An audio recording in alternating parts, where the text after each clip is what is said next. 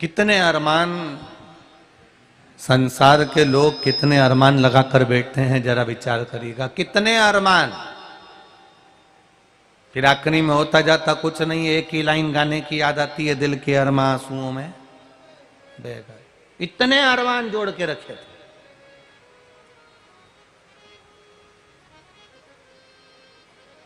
अभी कथा चल रही थी अकोला की, तो उसमें एक बात कही थी कि फिल्मों को देखकर, सीरियल को देखकर, नाटक को देखकर अपने जीवन को मत जियो। क्योंकि फिल्मों में लड़का लड़की की जब हीरो हीरोइन की शादी हो जाती है, उसके बाद फिल्म का एंड हो जाता है। बोलो सही है कि गलत है? अरे जम के तो बोलो। हो जाता है ना। बस हीरो हीरोइन का मिलन हुआ और इन दोनों की शादी हुई और फिल्म का दा एंड हो गया। अब इनको क्या मालूम कि अभी तक जो दिखाया था ये तो सब लीपा पोती थी, सही फिल्म तो अब चालू हुई है। शादी के बाद का दिखाओ ना, टेंशन तो जब चालू होता है।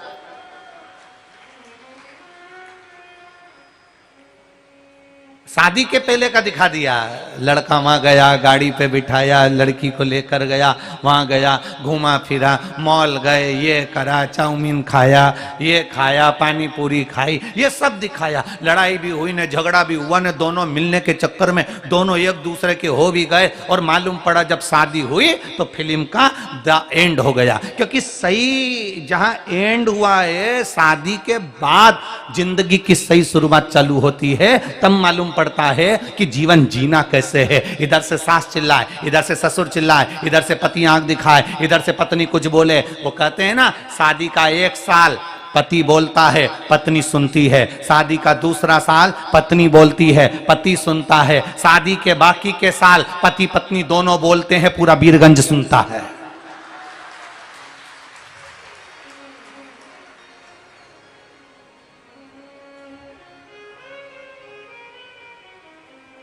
अब शुरू तो अब हुआ है, प्रारंभ तो अब हुआ है, शुरुआत तो अब हुई है, पर हम वहां एंड हो गया। तो हमें फिल्मों से या कोई सीरियल से अपने जिंदगी की शुरुआत नहीं करना है। हमें अपने जीवन की शुरुआत परमात्मा की अविरल भक्ति से प्रारंभ करना है और परमात्मा की अविरल भक्ति पर ही विराम दे देना है। क्योंकि वो संभाल लेगा, वो साध लेगा।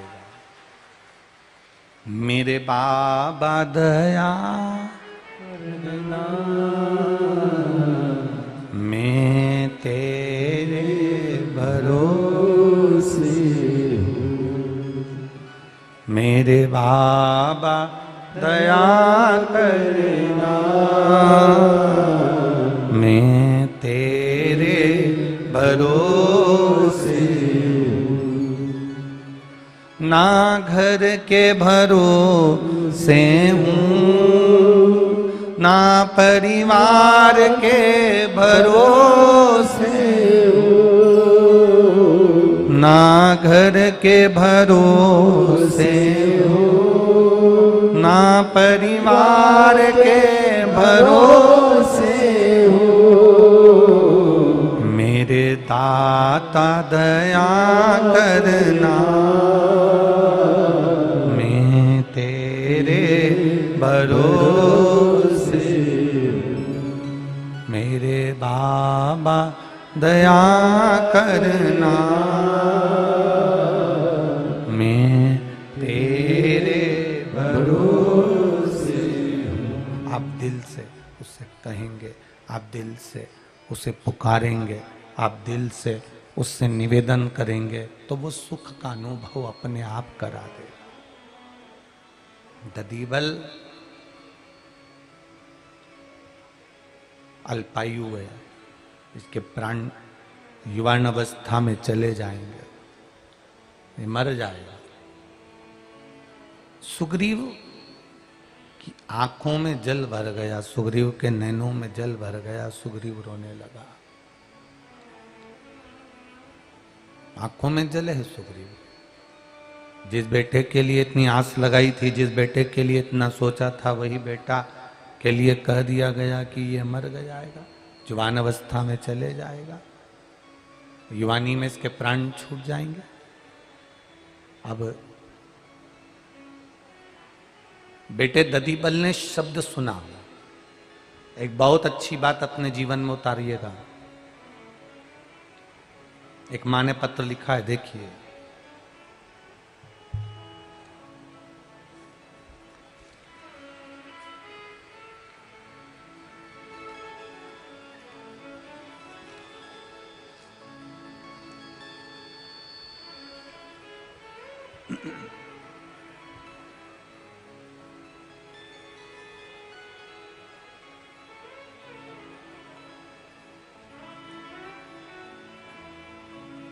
शीतल देव प्रसाद गुप्ता, बीरगंज, वार्ड नंबर 24, परसा, नेपाल।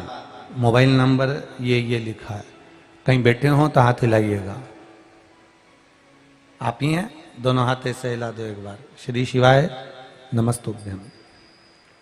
शीतल देव प्रसाद गुप्ता, बीरगंज, वार्ड नंबर 24, परसा, नेपाल।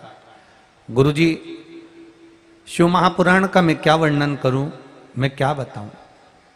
2021 सितंबर का महीना 5 तारीख मुझे हार्ट अटैक हुआ। तब हम हॉस्पिटल लेकर गए हैं, सारे परिवार वाले मुझको हॉस्पिटल लेकर गए। 5 दिन तक आईसीयू में भर्ती कर रखा, फिर रेफर कर दिया हमको काठमांडू के लिए। काठमांडू के हृदय गंगालाल अस्पताल में भर्ती करा गया। वहां पर जांच प्रारंभ हुई और 3 ब्लॉकेज आए, एक 100%, एक 80%, एक 60%। डॉक्टर ने तुरंत ऑपरेशन का कह दिया कि इनका ऑपरेशन करना पड़ेगा क्योंकि 3 ब्लॉकेज हैं। तभी परिवार के लोगों ने कहा थोड़ा सा रुक जाओ, हम 8 दिन का समय दो, हम ऑपरेशन करा लेंगे। 8 दिन का समय मांगा गुरुदेव और बाबा से प्रार्थना करी। आस्था चैनल पर आपकी कथा सुनते थे टीवी पर। आपने शिव जी को जल चढ़ाकर उस जल को लाकर पीने का वर्णन करा और एक बेलपत्र शिव जी पे चढ़ी हुई कुंदकेश्वर महादेव के नाम से खाने का कहा। हमने उसी दिन से वो जल चढ़ाकर और कुंदकेश्वर महादेव के नाम से एक बेलपत्र को खाना प्रारंभ करा और 6 महीने के बाद में फिर वापिस जांच कराई और बाबा की कृपा ऐसी हुई कि डॉक्टर ने कह दिया तुम्हारी सारी ब्लॉकेज समाप्त हो गई है और तुम्हारा हार्ट काम करना प्रारंभ कर दिया है और तुम ठीक हो गए, तुम्हें ऑपरेशन की जरूरत नहीं है। अब ठीक हो बाबू? दोनों हाथ हिला दो एक बार। हर हर महादेव। बैठिए। शिव तत्व इसी को कहते हैं। तेरी कृपा बिना न हिले एक भी अणु, लेते हैं श्वास तेरी कृपा से तनु तनु। ये वो कृपा करता है तो अपने आप सब कार्य सफल होते चले जाते हैं। जब तक वो कृपा ना करे तब तक कोई कार्य सफल नहीं होता।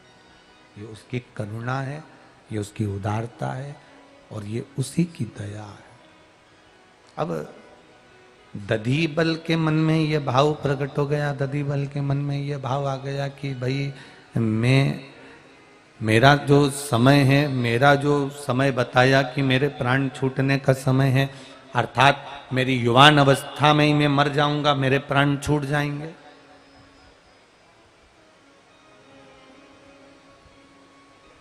सूचना केवल मृत्यु की मिले तो व्यक्ति कांप जाता।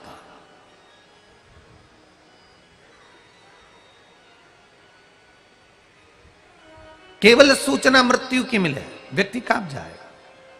आप में जितने लोग बैठे हैं ना, और जितने लोग आस्था चैनल पर कथा सुन रहे हैं, जितने लोग फेसबुक यूट्यूब पर कथा सुन रहे हैं, जितने लोग मोबाइल पर कथा सुन रहे हैं, इनसे पूछा जाए आप में से स्वर्ग कौन कौन जाना चाहता है? अरे बोलो तो जम के।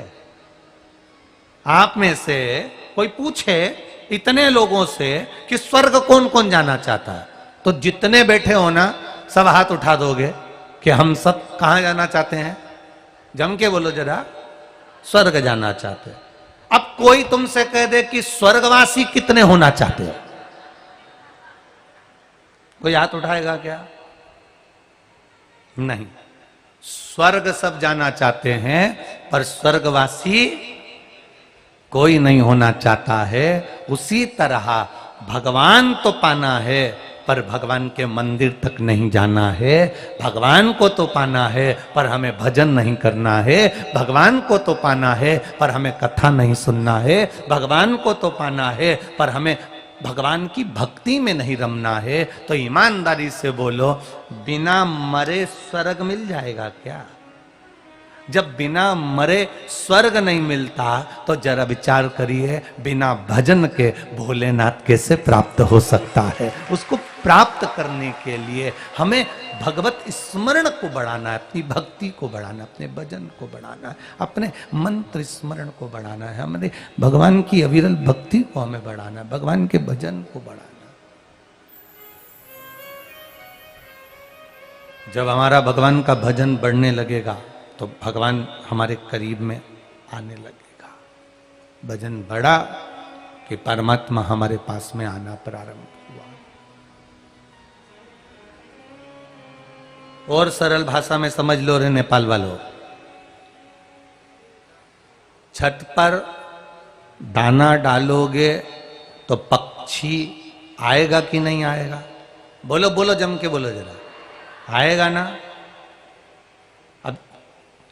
कल तुमसे जितनी बात पूछी थी तुमने बहुत धीमी आवाज में बोली थी, आज सबकी आवाज अच्छी खुल गई, जरूर तुम गरारा करके आए हो, सबकी आवाज जोरदार हो गई हो। बस 7 दिन में तुम्हारी आवाज इतनी तेज होना चाहिए कि नेपाल देश से आवाज लगाओ और भारत देश में हमारे पास पहुंच जाए, तो समझो कि कथा जोरदार हुई। हर हर बोल बम का नारा है। तो बस यही तत्व है। छत पर दाना डाला, छत पर दाना तुमने डाला और छत पर दाना डाला तो पक्षी आएगा कि नहीं आएगा? जम के बोलो जरा, आएगा।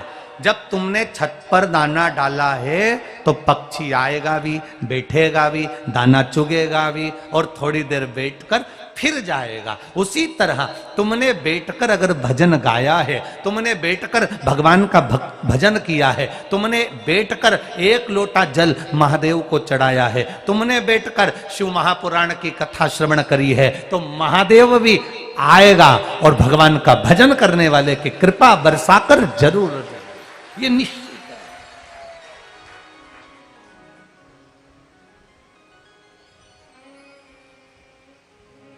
वो आता जरूर है, बस तुम्हारे भजन पर निर्भर करता है कि तुम्हारा भजन कैसा, तुम्हारी भक्ति कैसी, तुम्हारा स्मरण कैसा।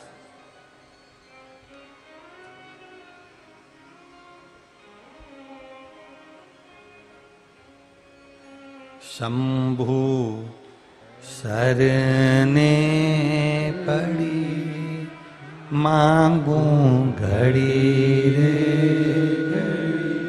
दुख काटो दया करी दर्शन आपो। महाराज आपकी भक्ति कैसी है? दधिबल को मालूम पड़ गया कि मैं अल्पायु हूं, माता पिता के साथ में दधिबल रह रहा है और उसको मालूम है कि अब मेरी उम्र नहीं है इतनी। माता पिता ने मन में विचार कर लिया कि बेटा अल्पायु है, हमारे सामने बेटे के प्राण छूटेंगे, अच्छा नहीं लगेगा, तो बेटे से कह दिया कुछ ऐसा कर जाओ अपनी जिंदगी में कि लोग तुम्हारा नाम ले। ऐसा मृत्यु लोक में अगर जन्म लिया है, पृथ्वी पर अगर आए हो तो काम ऐसा कर कर चले जाना कि लोग आपका स्मरण करें। पूरे जितने भी देवी देवता हैं, सारे देवताओं का नाम उठा लो, किसी भी देवता के आगे महासंबोधन नहीं लगा। भगवान विष्णु के नाम के आगे महा लगा क्या? केवल देवाधिदेव महादेव के आगे एक लगाए महादेव, बाकी के किसी देवता के आगे महासंबोधन नहीं लगा। हम अपने नगर में, अपने वीरगंज में कोई व्यक्ति बहुत अच्छा काम करता है तो अपन क्या कहते हैं? महापुरुष है। महापुरुष मतलब महाशब्द लगाया, महासंबोधन लगाया। महासंबोधन कब लगाया? जब उसने कोई अच्छा काम किया, जब उसने कोई अच्छा कार्य अपने वीरगंज के लिए, जब अच्छा कार्य अपने नेपाल देश के लिए, जब अच्छा कार्य अपने देश के लिए अगर कोई करता है तो हम उसके आगे लिख देते हैं महापुरुष।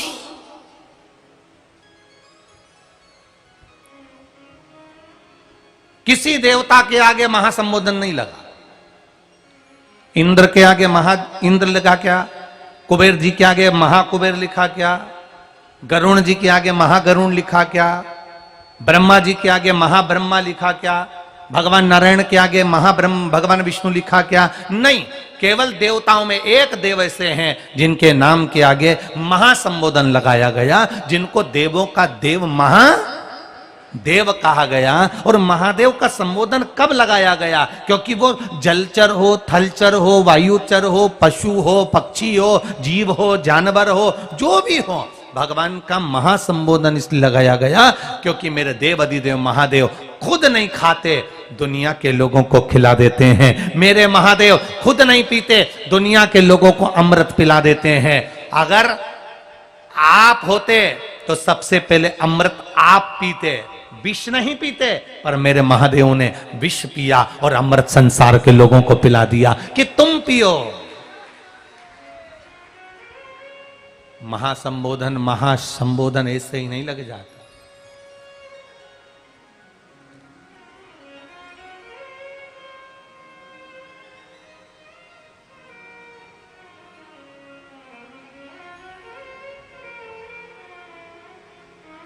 ये महासंबोधन कोई साधारण संबोधन नहीं है, जो सबके लिए जिया, जिसने सबके लिए किया।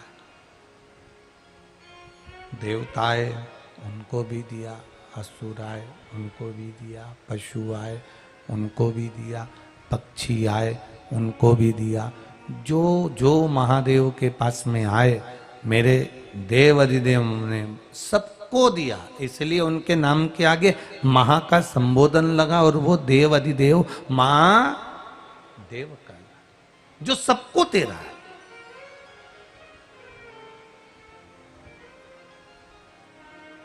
महापुरुष का मतलब क्या है?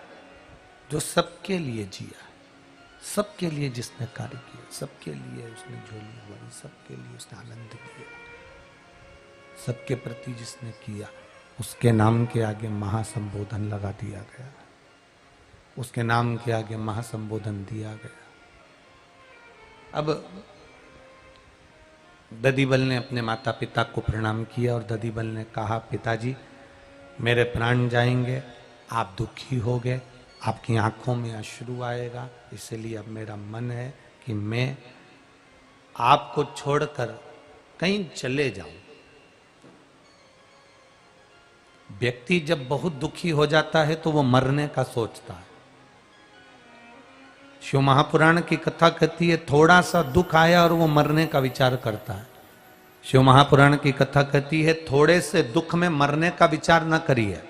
जब दुख तुम्हारे ऊपर आ जाए तो हमें मरना नहीं है, हमारे दुख को हमें मार देना है। अर्थात हमें भगवान शंकर की शरण में बैठकर श्री शिवाय नमस्तुभ्यम या पंचाक्षर मंत्र नमः शिवाय या षडाक्षर मंत्र ओम नमः शिवाय हमें जपना है।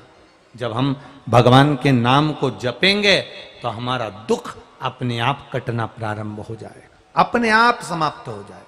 हमें अपने शरीर को समाप्त नहीं करना है।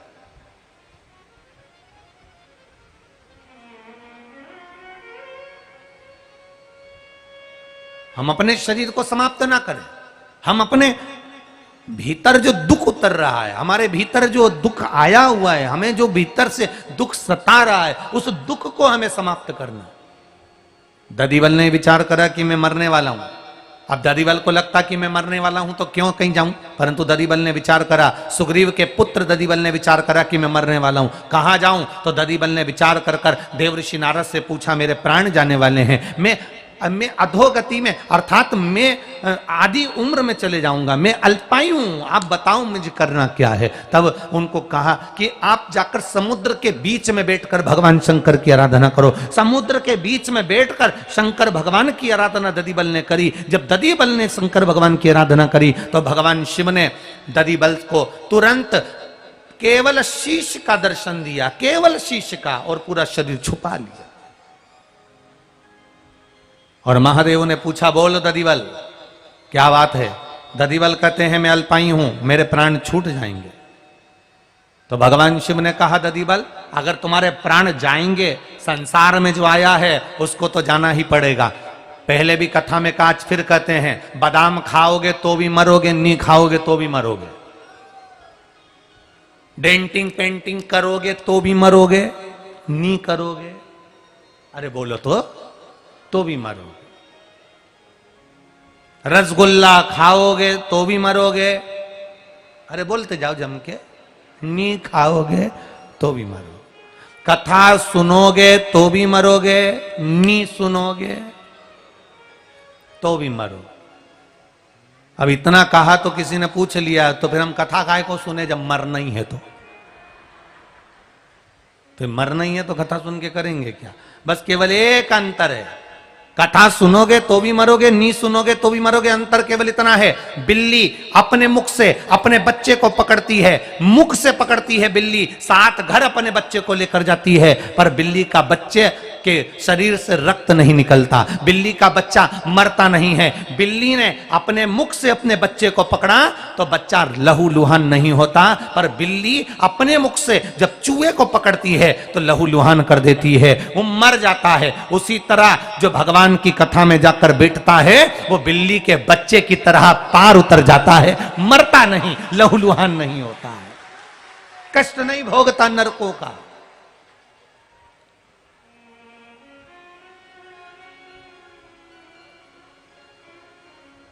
मरना निश्चित है। 7 ताले में भी बंद हो जाओगे तो भी जाओगे, नेपाल में रह लो चाहे इंडिया में रह लो, जाना तो मृत्यु तो निश्चित है। फिर करना क्या है?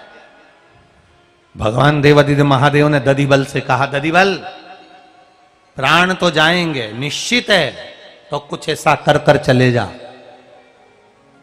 कि जीवन में तेरा नाम भी गुणगान किया जाए। दधिबल ने कहा, आप बताओ मुझे क्या करना पड़ेगा? बस जब राम और रावण का युद्ध हो, देवादिदेव महादेव कह रहे हैं, जब राम और रावण का युद्ध होगा, रावण के सारे बेटे मर जाएंगे, तब रावण का एक बेटा जिसका नाम रहेगा नारंतक, वो बेटा इतना वीर रहेगा, उस बेटे को मारना कोई आसान बात नहीं रहेगी। कुंभकर्ण मर जाएगा, मेघनाथ मर जाएगा, सब मारे जाएंगे, तब रावण अपने बेटे नारंतक को बुलाएगा। उस नारंतक को, जो शंकर की आराधना करने वाला होगा, शिव की उपासना करने वाला होगा, जो अपने मृत्यु सामने देखने के बाद भी मृत्यु का भान ना होकर भगवान की भक्ति में रमा रहेगा, वो नारंतक को मार सकता है। इसलिए एक काम कर, तू भगवान शिव की भक्ति में जैसे आज रमा है वैसे और रम जा। प्रभु मुझे केवल आपके मुख का बार बार दर्शन करना है। भगवान ने कहा, तो फिर एक काम कर, नेपाल की पावन धरा पर जहां मेरा मुख आज भी विराजमान है, वो डोलेश्वर पर जाकर तू तप साधना में लीन हो जा।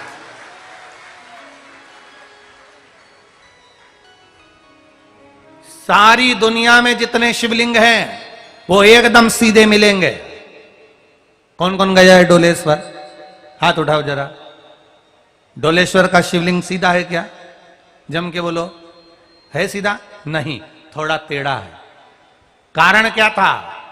केवल एक कारण, दधिबल भगवान शंकर की भक्ति में इतना डूबा हुआ था, इतना डूबा हुआ था, इतना डूबा हुआ था कि भगवान शंकर को देखकर दधिबल का मन नहीं डोलता था। भगवान शिव की भक्ति में इतना डूबा हुआ था, शिव जी बारंबार आकर कहते थे, दधिबल मांग तुझे क्या चाहिए, दधिबल मांग तुझे क्या चाहिए। दधिबल कहता था, नहीं बाबा नहीं, कुछ नहीं चाहिए। आपने कह दिया ना कि मृत्यु लोक में आए हो तो कोई काम अच्छा करके जाना जिससे जीवन पर्यांत सुख का भान होता रहे। व्यक्ति चले जाता है पर व्यक्ति का नाम रह जाता है। दधिबल ने कहा, बस आपकी कृपा बनी रहे। बार बार ददीबल शिव की भक्ति करते थे, बार बार शंकर की आराधना करते थे, भगवान शिव की भक्ति में डूबे रहते थे, ऐसे डूबे रहते थे ददीबल, ऐसे डूबे रहते थे कि भगवान शंकर के शिवलिंग की आराधना करते करते एक बार ददीबल आराधना करते करते अपने हाथ का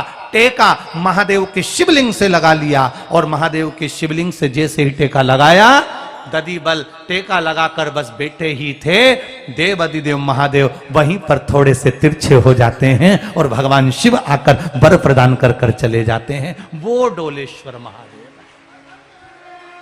वो डोलेश्वर महादेव, वो साधारण नहीं है। डोलेश्वर महादेव नेपाल की धरा पर, ये पशुपतिनाथ, ये डोलेश्वर महादेव, ये कोई साधारण नहीं है महाराज, सिंपल ना।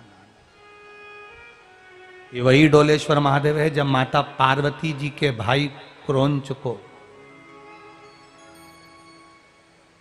माता पार्वती जी के भाई क्रोंच को जब बाणासुर ने गलत जगह पर लगा दिया, तब पार्वती जी की मां मीनावती ने पार्वती जी से मांगा था कि क्रोंच का बदला लिया जाए। क्रोंच का, ये कोई साधारण नहीं है। और मां पार्वती जी ने भी जिस डोलेश्वर महादेव के सम्मुख में बैठकर स्वयं साधना करी है, स्वयं साधना। एक बात आपसे कहना चाहेंगे, नेपाल वासी, इस नेपाल देश के जितने भी निवासी हैं,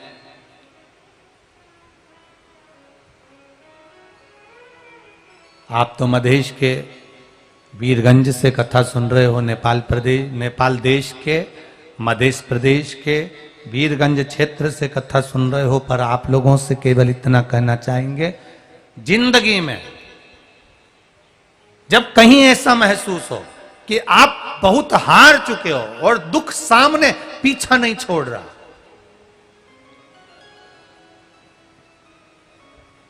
दुख पीछा छोड़ ही नहीं रहा, लगे जब ऐसा, तब कुछ नहीं करना है। आपके नगर में, आपके क्षेत्र में, आपकी कॉलोनी में, आपकी सोसाइटी में, आप जहां रहते हो, उस गांव में, खेड़े में, नगर में, जहां शंकर भगवान का शिवालय हो, वहां थोड़ी देर जाकर बैठ जाना और शिव का पंचाक्षर मंत्र, षडाक्षर मंत्र, ओम नमः शिवाय, नमः शिवाय या श्री शिवाय नमस्तुभ्यम का स्मरण करते रहे।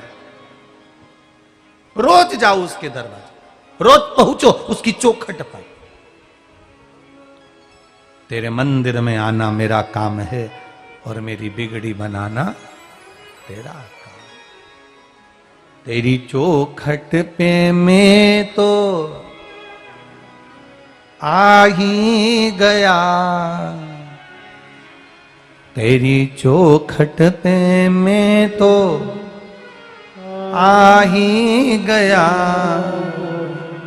मुझे दर्शन दिखाना तेरा काम है, तेरे मंदिर में आना मेरा काम है, मुझे दर्शन दिखाना तेरा काम है। आप उसकी चौखट तक चले जाओ, उसके दरवाजे तक चले जाओ, आप उसके द्वार तक चले जाओ।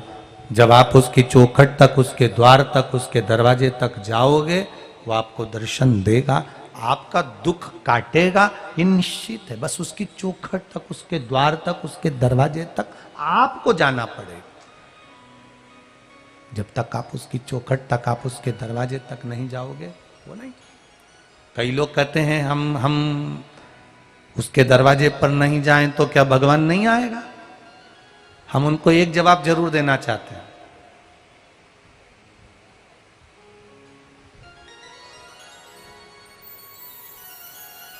किराने वाला दुकान लेकर तुम्हारे पास आता है क्या?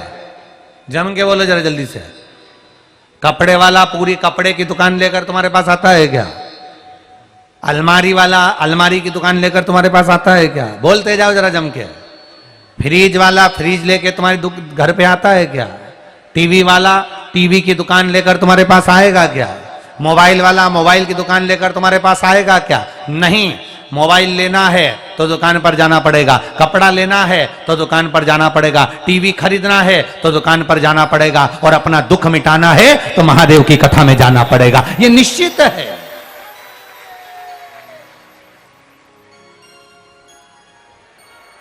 उसके दरवाजे तक, उसकी चौखट तक हमें पहुंचना है, उसके द्वार तक हमें जाना, उसकी चौखट तक हमें जाना, उसके दरवाजे तक हमें जाना। और जब तक हम उसके दरवाजे तक नहीं पहुंचेंगे, जब तक हम उसकी चौखट तक नहीं पहुंचेंगे, तब तक जीवन का सुख प्राप्त नहीं हो सकता, जीवन का आनंद प्राप्त नहीं हो सकता। उसके द्वार तक तुम्हें जाना पड़ेगा।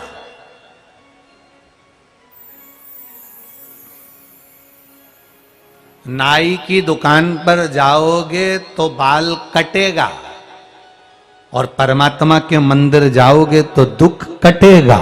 ये निश्चित है। उसके द्वार तक जाना पड़ेगा।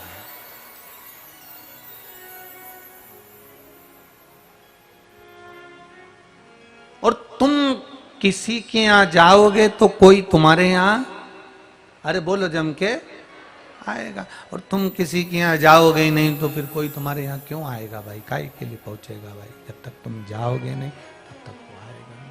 तुम जाओगे वो आएगा, तुम्हें जाना पड़ेगा तब वो आएगा, नहीं तो तुम बिगड़ जाए कैसे आ सकते? श्री शिवाय नमस्तुभ्यं।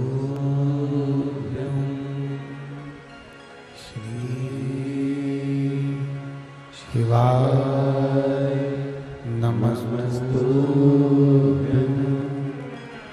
श्री शिवाय नमस्तुभ्यं। श्री शिवाय नमस्तुभ्यं। भोला सब दुख काटो मारा, ओ भोला सब दुख काटो मारा। शिव शंकर जपो तेरी माला, भोले बाबा जपो तेरी माला। भोला सब दुख काटो मारा, ओ भोला सब दुख काटो मारा। वेश मंगल मंगलकारी, वेश है मंगल मंगलकारी। शमशान वासी हमारा, शमशान वासी हमारा। भोला सब दुख काटो मारा, ओ भोला सब दुख काटो मारा। भगवान शिव की कथा कहती है, ददीबल बैठ कर भगवान शिव की आराधना में लीन हुआ। इतनी भक्ति ददीबल ने करी, इतना विश्वास रखकर भगवान शंकर की आराधना करी, इतनी आराधना करी, शिव जी ने फिर आकर ददीबल को दर्शन दिया। वापिस पुनः ददीबल को जब दर्शन दिया, ददीबल रावण के बेटे नारंतक, जिसने हजारों वर्ष बैठकर तप किया, उसको मारने की सामर्थ्यता किसी में भी नहीं। रावण के बेटे नारंतक को मारने की सामर्थ्यता किसमें किसी में नहीं है, जिसने हजारों वर्ष तक तप किया। केवल एक तू ददीबल, सुग्रीव का तू बेटा है, केवल एक तू ऐसा रहेगा जिसने मेरी भक्ति केवल मुखाग्रविंद की पूजन कर कर करी है, इसलिए तू उस नारंतक का अंत कर सकता है। और देखिए राम और रावण के युद्ध में सब मारे जा रहे हैं। नारन तक को बुलाया गया, उसने पूरी राम जी महाराज की जितनी सेना थी उसको समाप्त करना चाहा।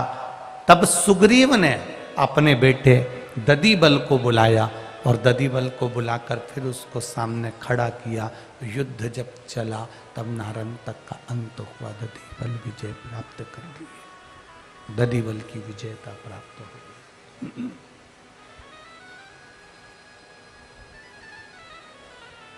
शिव कथा कहती है, भगवान शंकर का संवाद कहता है, शिव महापुराण का चरित्र कहता है। राम जी की जय हो। शिव महापुराण की कथा कहती है, भगवान शंकर का चरित्र कह रहा है कि जो शिव की आराधना करने वाले होते हैं, जो भगवान शंकर का गुणगान करने वाले होते हैं, शंकर भगवान की भक्ति में जो डूबे हुए होते हैं, वो दुख को समाप्त खुद कर देते हैं। उसको दूसरी जगह जाकर दुख समाप्त नहीं करना पड़ता, न किसी के पास जाना पड़ता है। शंकर की आराधना करने वाला, शिव पर विश्वास करने वाला, शंकर का गुणगान करने वाला, शिव भक्ति में डूबने वाला अपने दुख को स्वयं समाप्त करता है।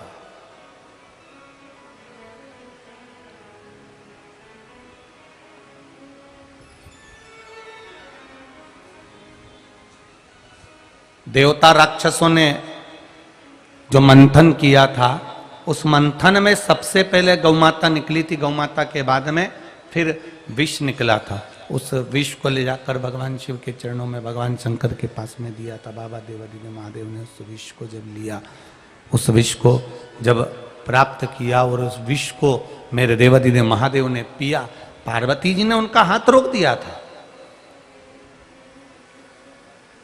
माता पार्वती जी ने महादेव का हाथ रोका और कहा, ये सारे देवता अमृत पिएंगे और आप विष पी रहे हो। सारे देवता अमृत पीने जा रहे हो, आप विष पी रहे हो। शंकर भगवान ने एक ही बात माता पार्वती जी से कही, सुनो पार्वती, बस इतना स्मरण रखना कि जितने भी देवता हैं ये केवल देव कहलाते हैं, इनको महासंबोधन नहीं लगा है, पर देवताओं में भी महासंबोधन मेरे नाम के आगे लगा है। इसलिए इन देवताओं को अमृत में दे रहा हूं और इन देवताओं की रक्षा के लिए विष में पी रहा हूं, विष में पी रहा हूं। मेरा महादेव जब देता है अपने भक्त को तो कोई साधारण नहीं देता। मेरा महादेव अपने भक्त को देता है तो श्रेष्ठ देता है। जैसे एक छोटा सा बच्चा, उसके एक हाथ में सेवफल इसमें भी है, उसके एक हाथ में सेवफल इसमें भी है, दोनों हाथ में सेब रखा है। छोटे से बच्चे के दोनों हाथ में सेब है, दोनों हाथ में सेब लेकर खड़ा हुआ है और दोनों हाथ में उसके सेब थे, खेल रहा था, आनंद ले रहा था। इतने में पिताजी ने कह दिया, ए बेटा इधर आओ, इधर आओ जल्दी से। बच्चा पास में नहीं आया। पिताजी ने आवाज लगाकर कहा, तुम्हारे पास में 2 सेब हैं, इसमें से एक सेब मुझे दे दो। इतने में बच्चा उधर मुंह करा और सेब को अपने मुंह में भर गया। अब एक हाथ का सेब उसने मुंह में भरा, उसको तुरंत कुतर दिया। इतने में पिताजी ने कहा, बेटा लाओ एक सेब दे दो। अब बच्चे ने दूसरा हाथ का सेब लिया, उसको भी कुतर दिया।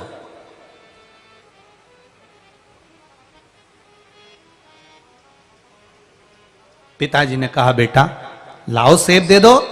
पिता को आश्चर्य हो रहा था कि बाप पिता बच्चे से सेब मांग रहा है और बच्चे ने उसको दोनों हाथ के सेब को कुतर लिया, दांत में काट लिया, दोनों को खाया।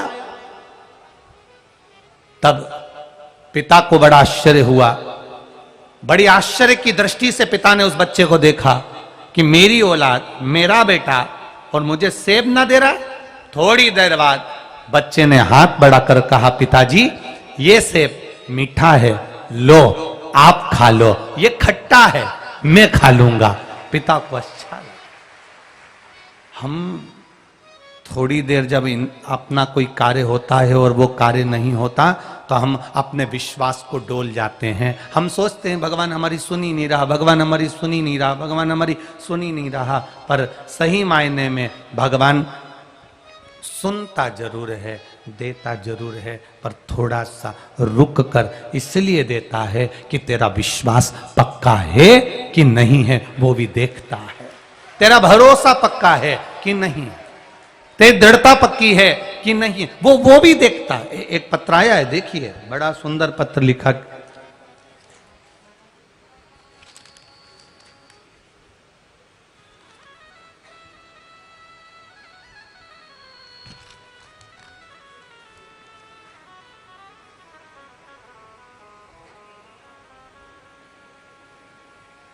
मैं प्रियंका पांडे, भारत देश के बिहार राज्य पश्चिमी चंपारण जिला बगहा गांधीनगर की निवासी हूँ। मेरा मायका गुरुदेव गाजियाबाद का है। कहीं बैठी हो तो हाथ हिला सकती हैं, आप ही हैं, दोनों हाथ हिला दो ऐसा। श्री शिवाय नमस्तुभ्यम। मेरी माँ पिछले 2.5 साल से पेट की गंभीर बीमारी से जूझ रही हैं क्योंकि उनको कैंसर से पीड़ित हैं। बीमारी का नाम तो इतना भारी है गुरुदेव, क्योंकि कैंसर जैसी बीमारी जो सुनता है उसी को लगता है कि इतनी भारी बीमारी है। बहुत पैसा लगा चुके,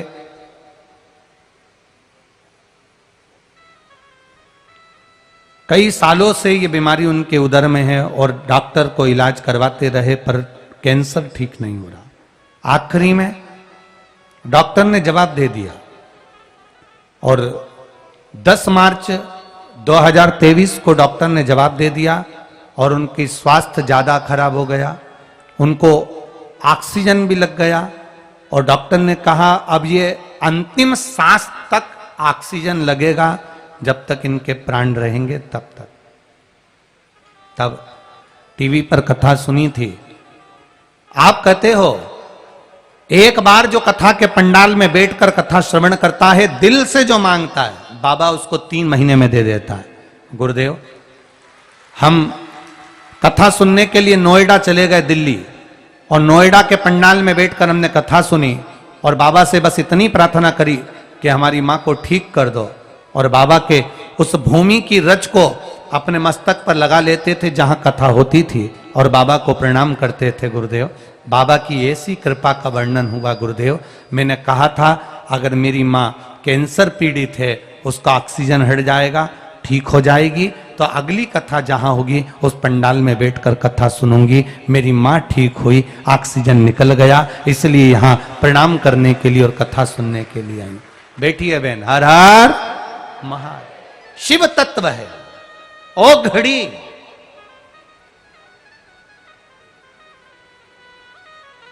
अब करो उसका भजन। खाली न जाता कोई दर से तुम्हारे। हमसे लोग कहते हैं गुरुजी आप ये शिव पोथी पे चढ़ी हुई बेलपत्री का ऐसा क्या तत्व है? शिव महापुराण की कथा कहती है देवाधिदेव महादेव तुम रुका जी से कह रहे हैं, तुम रुका जी 7 दिन की शिव महापुराण की कथा में 6 दिन तक जो बेलपत्र शिव पोथी पर समर्पित होती है वो बड़ी से बड़ी बीमारी को भी हराकर स्वयं शिव तत्व को प्रदान कर देती है। वो तत्व है इस बेलपत्र में, कोई साधारण तत्व नहीं आता महाराज।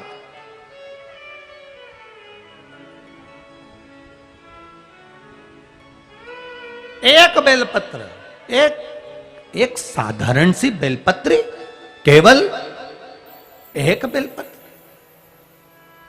कितना लोग कहते हैं गुरुजी अगर हम पेड़ पे से बेलपत्र तोड़ लें और खा लें असर करेगी क्या? हम उनसे कहते हैं 1 कटोरी प्रसाद बनाना और भगवान के आगे रख देना, और 1 कटोरी प्रसाद भगवान के सामने रखना और 1 कटोरी प्रसाद फ्रिज के ऊपर रख देना। दोनों को खाकर देखना, स्वाद दोनों में अलग आता है। जो भगवान के सामने रखा उसका स्वाद बढ़ जाता है। साधारण नहीं है। यहां भंडारा चलता है, खेतान परिवार जो भगत आए हुए हैं रात को रुके थे उनके लिए भोजन व्यवस्था यहां खेतान परिवार ने करी है, रुकने की व्यवस्था खेतान परिवार ने करी है। जहां भोजन चलता है आप घर में जाकर दाल चावल खाना, आप घर में जाकर पूड़ी सब्जी खाना, आप घर में जाकर कद्दू की सब्जी, मिक्स वेज सब्जी, राम भाजी घर में जाकर बनाकर खाना, अन्नकूट की सब्जी घर में बनाकर खाना, और एक भगवान के भंडारे की सब्जी खाकर देखना, दोनों में अंतर मिलेगा। वो भगवान का प्रसाद है, वो भगवान का स्वाद है उसमें।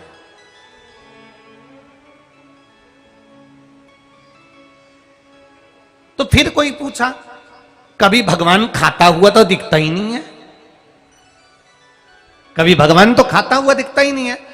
तो हम कहते हैं इस किताब में जो लिखा वो अक्षर किताब में लिखा, आपने दृष्टि से देखा, पढ़ा, दिमाग में उतर गया, याद हुआ कि नहीं हुआ? बोलो, जम के बोलो। एक बार पढ़ा, एक बार देखा, दो बार देखा, तीन बार देखा, पढ़ा, याद हुआ, अक्षर स्थिर है, अक्षर कॉपी में लिखा है, वो उठकर तुम्हारे दिमाग में नहीं गया, पर दृष्टि के माध्यम से वो तुम्हारी बुद्धि में चला जाता है। उसी तरह भगवान के सामने जब हम प्रसाद का पात्र रखते हैं, भोजन बनाकर रखते हैं, भगवान उस पर दृष्टि दे देता है, तो उसमें स्वाद भगवान का आ ही जाता है, वो भगवान के अधरामृत में पहुंच ही जाता है। अब इस कॉपी के अक्षर कहीं गए क्या? किताब के अक्षर कहीं गए क्या? नहीं, वही है, पर केवल तुमने देखा, पढ़ा, याद किया और तुम्हारी बुद्धि में आ गया, तुम्हारे चित्त में आ गया। उसी तरह परमात्मा केवल भगवान के सामने मिश्री जाती है, मक्खन जाता है, भोजन जाता है, सामान जाता है, एक बेलपत्र भगवान के पास जाती है, वो अपने आप में औषधि बन जाती है, क्योंकि उसका स्पर्श उसके सामने जाते ही, दृष्टि पड़ते से ही उसमें औषधि आ जाती है, उसमें औषधि तत्व आ गया। एक माँ ने और पत्र लिखा, देखिए,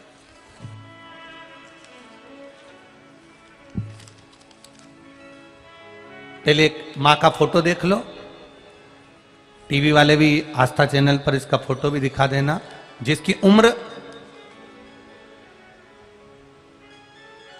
75 वर्ष है। किडनी, लीवर, गुर्दे सब काम करना बंद कर दिए थे, डायलिसिस चलता था, 1 हफ्ते में 2। नाम है, जिनने पत्र भेजा है, मिस सुनीता यादव,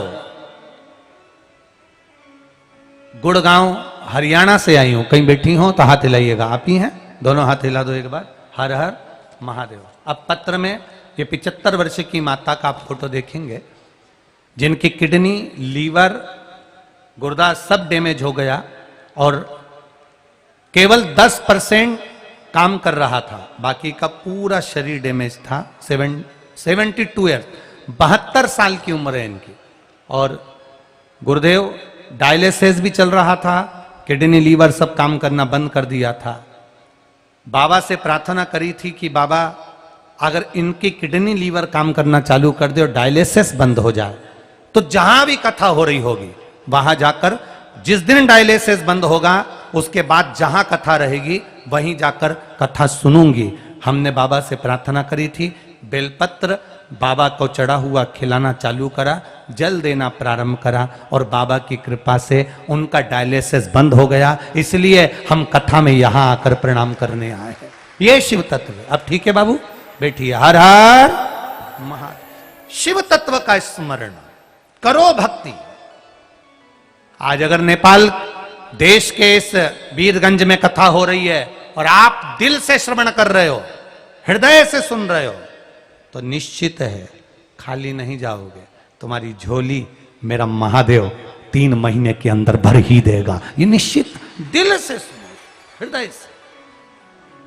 हम फिर कह रहे हैं, आज खेतान परिवार अगर कथा करवा रहा है, भले खेतान परिवार की बहू, बच्चे, परिवार के देवरानी, जेठानी, माता, आदिक आदिक, बहन, भाई, जितने लोग भी लगे हैं इस कथा को श्रवण करने, और जितने आप लोग कथा को सुन रहे हो, दिल से सुनो, वो देगा भी दिल से। उसकी भक्ति अविरल भक्ति। खाली न जाता कोई दर से तुम्हारे, खाली न जाता कोई, दर से तुम्हारे मैं भी खड़ी हूँ नन्ही बाहें पसारे, अपने हृदय से लगा लो, लगा लो, गिरी जा रही हो, उठा लो। आप दिल से सुनो, वो दिल से देता। आप करो भजन हृदय से, वो हृदय से सुनता। क्यों ना सुने? क्या है बेलपत्र में, क्या है जल चढ़ाने में, क्या है जल के आचमन में? क्या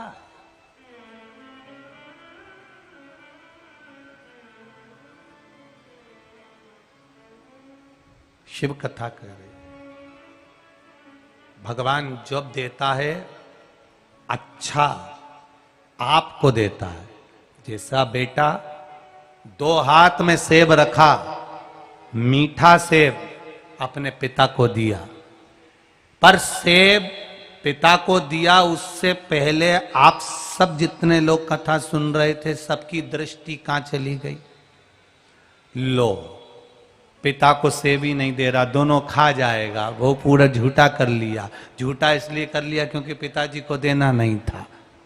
नजर का इलाज है पर नजरिए का नहीं है। डॉक्टर आंख का इलाज कर सकता है, नजर का इलाज कर सकता है, पर व्यक्ति के नजरिए का इलाज नहीं कर सकता। देवरानी ने जेठानी से कुछ कहा, जेठानी ने देवरानी से कुछ कहा, भाभी ने ननंद से कुछ कहा, ननंद ने भाभी से कुछ कहा, भाई ने भाई से कुछ कहा, सब अच्छा चल रहा है। नजर का इलाज हो सकता है पर नजरिए का नहीं। फिर भी नजरिए में आ जाता है, इतना पैसा कहां से आएगा, क्या होगा, कैसे आएगा, वो तो लुटाने में लगा है। एक उनका लड़का है जो लुटा रहा है, उनकी लड़की है जो लुटा रही है। हमारा बच्चा नहीं लुटा रहा, हमारा बच्चा सब जोड़ रहा है, हम जोड़ रहे हैं और भाई का बच्चा लुटा रहा है, भाई का बच्चा खर्च कर रहा है, देवरानी का बच्चा खर्च कर रहा है, जेठानी का बच्चा खर्च कर रहा है। हमारे नजर का इलाज हो सकता है पर नजरिए का नहीं। अंदाजा लगाना किसके लिए कमाया है, इतना जोड़ा किसके लिए जोड़ा, किसके लिए तैयार किया। आज अपन ही अपना सुख नहीं भोग पाए तो वो जीवन बेकार है। जोड़ा जोड़ा जोड़ा आखिरी में यहीं छोड़ा। फिर इतना बड़ा फोटो दीवार पे टंग गया और प्लास्टिक के फूल की माला चढ़ गई और पंखा जब चला तो प्लास्टिक की माला भी हिली। तो तुम्हें लगा कि अम्मा कितनी मुस्कुरा रही है, माला हिल रही, आखिरी में टंग। और जाएगा जब यहां से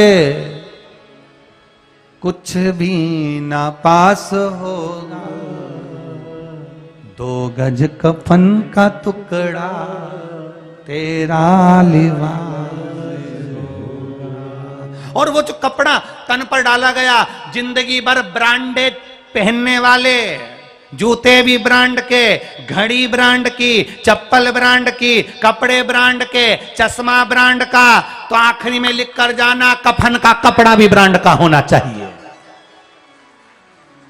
मरे तब कपड़ा ब्रांड का नहीं था, जाकर कह दिया मर गए कपड़ा दे दो, उन्होंने तुरंत लपेटा दे दिया। दर्जी के यहां जाओ तो नाप देना पड़ता है, पर आखिरी के कपड़े का तो नाप भी नहीं है। बस जाकर कह देना मर गया, कपड़े वाले के पास नाप पहले से है, फाड़ा और दे दिया। नाप भी नहीं चाहिए, पड़ा है। इसीलिए कहा मत बुरे कर्म कर बंदे वरना पछताएगा, भगवान की आंखों से तू बच नहीं पाएगा, तू बच नहीं पाएगा। अरे ओ अज्ञानी मत कर नादानी। अपने आनंद में जियो, अपनी मस्ती में जियो, अपने आनंद के साथ जियो।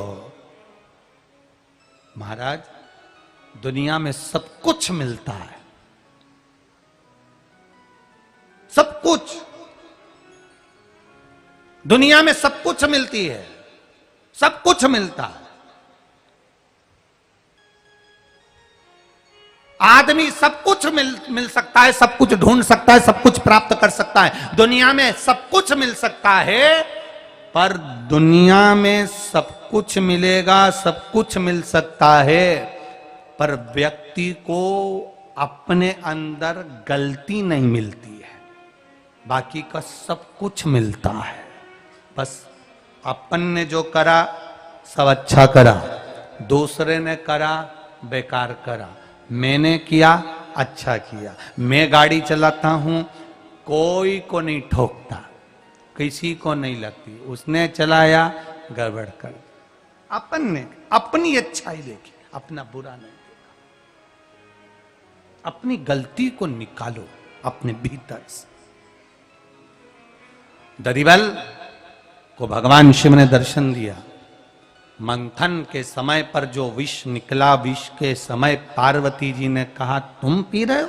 भोलेनाथ जी ने कहा दुनिया के लोगों को मुझे अमृत देना है, जब तो मेरा नाम सिद्ध होगा। हम आए मृत्युलोक में, हम आए पृथ्वी पर। खेतान परिवार यह कथा कहीं छोटे रूप में भी करा सकता था, खेतान परिवार यह कथा कहीं दूसरी जगह जाकर भी करा सकता था, खेतान परिवार यह कथा किसी तीर्थ में जाकर करा सकता था, पर खेतान परिवार ने कथा वीरगंज में इसलिए रखी कि हम भी सुनेंगे, परिवार भी सुनेगा, साथ में वीरगंज के छोटे लोग जो भी आनंद करने वाले हैं, भाव भक्ति के साथ में जुड़ने वाले, सब अमीर हो गरीब हो साधारण हो जैसा भी हो, वो सब कथा का रस तत्व ग्रहण करेंगे तो उनका जीवन सार्थक होगा, शिव तत्व को जानेंगे।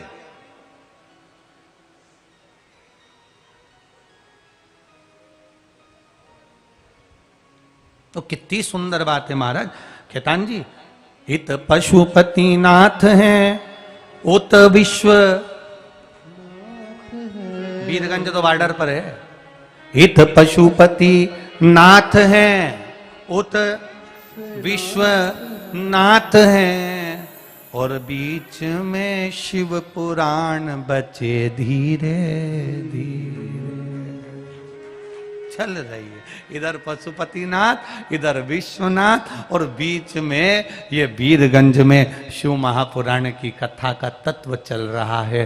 बाबा को धन्यवाद देना, दोनों तरफ पिताजी बैठे हैं, औलाद बीच में बैठकर कथा सुन रही है, इससे बढ़कर सुख और क्या चाहिए। दोनों तरफ पिता है, दोनों तरफ बाबा, इधर पशुपतिनाथ डोलेश्वर, इधर मेरा विश्वनाथ, बीच में आनंद के साथ कथा का रस तत्व चल रहा है। अपने तो दोनों हाथों में लड्डू भरा है, दोनों हाथों, इधर खसके तो विश्वनाथ, उधर खसके तो पशुपतिनाथ, दोनों हाथों में।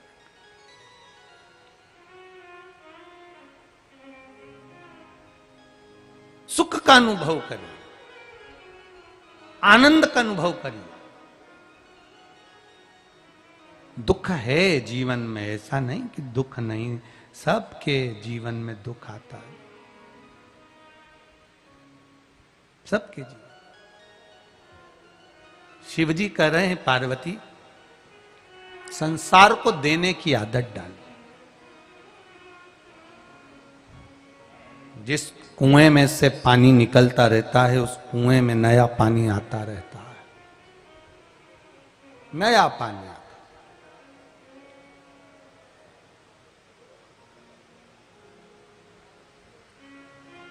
आप दुनिया को जो दे रहे हो खाली नहीं रहना, वो वापिस प्राप्त होना है, वापिस।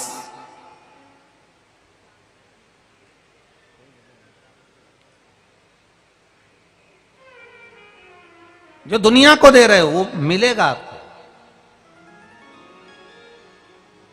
हम हमेशा कथा में कहकर जाते हैं, कथा में आपने अगर 1 मिनट भी परमात्मा को दिया है तो वो अपने रजिस्टर में लिख के रखना कि मैंने 2 घंटे की कथा सुनी। दान किया है तो दान भी लिख कर रखना, किसी को पानी पिलाया है तो वो भी लिख कर रखना, किसी का मुख झूठा कराया तो वो भी लिख कर रखना कि मैंने कथा में ये किया है, और उसको लिख कर रखना कि इतने का अपन ने पानी पिलाया या इतने का अपन ने किसी का भोजन कराया। कथा में, शिव महापुराण में किसी का मुंह झूठा करवाया, वो लिख कर रखना कि इतने का कराया, 3 महीने इंतजार करना और बाबा पर छोड़ देना। जितना किया वो 1000 गुना होकर मेरा महादेव वापिस दे देता।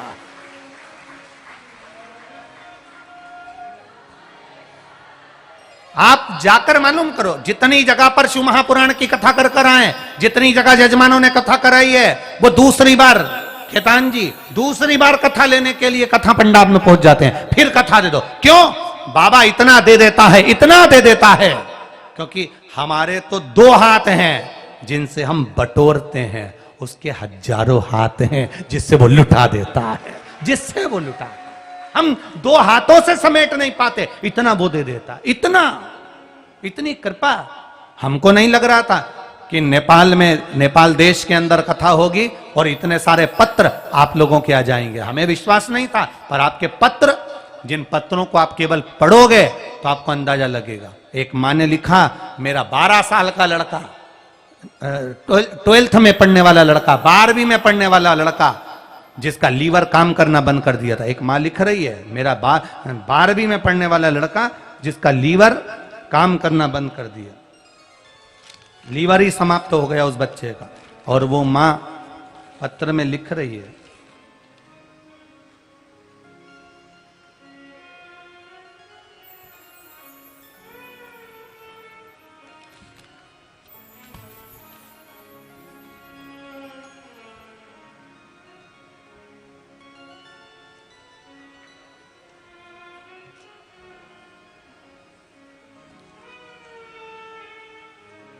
शंभु शरणे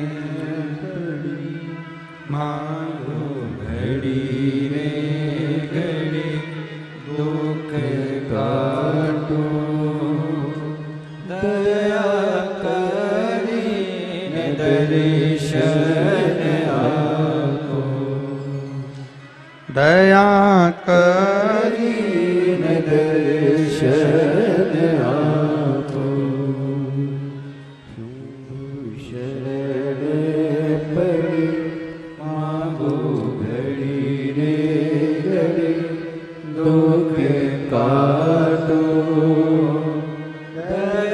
मैं पूनम सिंह मोतिहारी बिहार की निवासी हूँ। मोतिहारी बिहार की निवासी हूँ। कहीं बैठी हैं पूनम जी? आप ही हैं? दोनों हाथ हिला दो एक बार। हर हर महादेव। मैं पूनम सिंह मोतिहारी बिहारी की निवासी हूँ। गुरुजी मैं बाबा का क्या वर्णन करूं? 2022 से आस्था चैनल पर कथा सुन रही हूं। मेरा पूरा परिवार भी शिव की आराधना में लगा रहता है। बाबा की कृपा से मेरे पति की भी जान बची, बाबा की कृपा से मेरे बेटे की भी जान बची। गुरुदेव 12th क्लास में बेटा पढ़ रहा, लीवर डैमेज हुआ, डॉक्टर इलाज चालू किया पर कोई फर्क नहीं दिखा। लीवर ने काम करना और बंद कर दिया, बड़े बड़े हॉस्पिटल में इलाज करवाया पर साथ नहीं दिया। इस बीच मेरे बच्चे की पढ़ाई भी बंद होने लगी। फिर भी मैंने बच्चे से कहा तू 12th का एग्जाम तो दे। बाबा पर एक बेलपत्र चढ़ाकर जल पिलाती, धीरे धीरे लीवर ने काम करना चालू कर और बेटे का मन पढ़ाई में लगा, क्योंकि शरीर इतना हो गया था कि बच्चा पढ़ भी नहीं पा रहा था। 12th का एग्जाम, 12वीं का एग्जाम, 12 क्लास का एग्जाम, करें क्या? बेटे ने सही से पढ़ाई करी ना करी, पर बीमारी ने इतना घेर लिया कि बच्चा कैसे पढ़े। तब बेलपत्री के बीच वाली पत्ती पर शहद लगाकर बच्चे को परीक्षा देने भेज देती। और बाबा की कृपा से मैं यहाँ प्रणाम करने इसलिए आई हूँ कि मेरे बच्चे का लीवर भी काम करने लगा और बच्चा 12वीं में पास हो गया, इसलिए मैं प्रणाम करने आई। बैठिए बहन। श्री शिवाय नमस्तु। शिव तत्व को जिसने जाना, भगवान की अविरल भक्ति को जिसने जाना और शिव तत्व को जिसने पहचान लिया। एक रक्सोल बॉर्डर से भी कोई आए हैं, baby Chaurasia, Raxaul Bihar, mobile number लिखा उन्होंने, बेबी चौरसिया। कहीं बैठी हैं? आप ही हैं? पहले तो आपको बधाई बहुत बहुत कि आपने जो बाबा से मांगा था, आपके बेटे के लिए गवर्नमेंट जॉब आपने बाबा से बोली थी, और बाबा ने यूडीसी ऑफ इंजीनियर में आपके बेटे को जॉब दी है, ये बाबा की कृपा आप पर हुई है। बहुत बहुत साधुवाद आपको, बहुत शिव कृपा। तो यहां शिव तत्व को जानने का मौका मिला। आप क्या दिए शिव जी? शंकर भगवान कह रहे हैं मेरा काम है केवल देने का, केवल देने का, करो प्रदान। एक कुएं में से जल निकालते रहोगे, नया पानी आता रहेगा। उस कुएं में से जल निकालोगे तो पानी आएगा, जल निकलेगा ही नहीं तो पानी कहां से आएगा? ताजा कुएं का पानी सड़ जाएगा, बेकार हो जाएगा। शिव कह रहे हैं मेरा काम केवल देने का, संसार के लोगों को दिया। इसलिए मैं देव नहीं, क्या है? जम के बोलो जरा, महादेव है। महा संबोधन जो करता है, घर में भी हमारी कोई माँ हो, सासू हो, ससुर हो, देवर हो, जेठ हो, नातेदार, रिश्तेदार, कुटुंब, कबीले वाले वो देते हैं तो कह देते हैं साहब ये महान पुरुष है।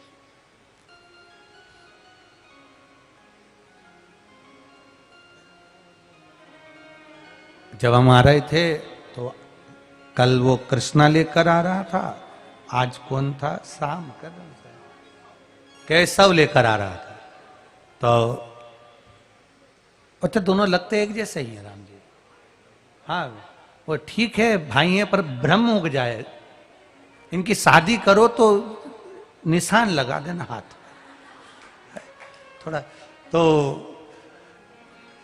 हम केशव से बोले, हमने कहा बाबू ये बात बताओ कि आगे करना क्या है? तो कहा गुरुजी पापा मम्मी बोले हैं कि पढ़ाई भी करो और कार्य भी करो, तुम्हें क्या करना है? बस गुरुजी। फिर आगे आया चौराहे पे, तो चौराहे से यहां तक लेते आते हैं, गुरुजी ये पूरा जो क्षेत्र है ना इसको ग्रीन बेल्ट बनाना है, यहाँ खूब पौधे लगाना है। तो हमने कहा बाबू प्रयास करिएगा कि इसमें बेलपत्री के पौधे भी लगाए जाएं तो जीवन की एक आनंदता उत्पन्न हो। शिव महापुराण की कथा कहती है अगर कोई मुर्दा भी बेलपत्री के वृक्ष की छांव के नीचे से चला जाता है तो उसके लिए पिंडदान तर्पण करा ना करा उसको कैलाश धाम मिल जाता है। ये शिव तत्व है महाराज, ये हमारा शिव महापुराण का एक आनंद सुख है, एक आनंद है।